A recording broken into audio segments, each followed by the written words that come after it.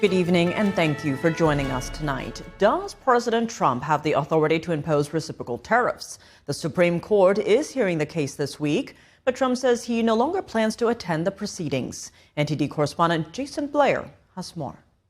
I think it's the most important decision, one of the most important decisions in the history of our country. The U.S. Supreme Court is hearing arguments this week on whether Donald Trump has infringed on federal law with his tariffs. Lower courts ruled that the president didn't have the authority to use an emergency power law to push his tariffs into place.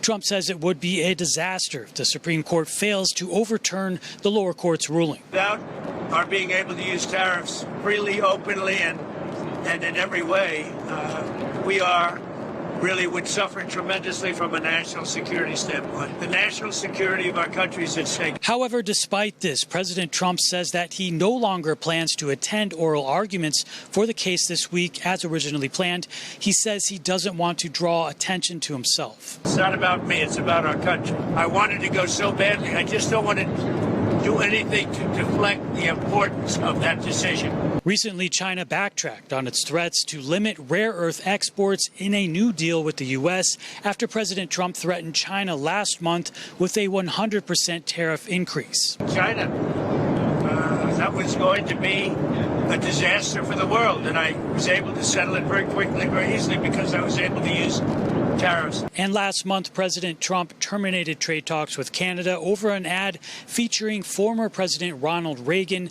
speaking against protectionist measures. The president suggested that the ad was intended to interfere with the Supreme Court case. The case is being heard on Wednesday. President Trump is scheduled to speak in Miami at the American Business Forum. Other speakers at the event include former CEO Eric Schmidt, U.S. Special Envoy for the Middle East Steve Witkoff, and Argentinian President Javier Milei. Jason Blair, NTD News.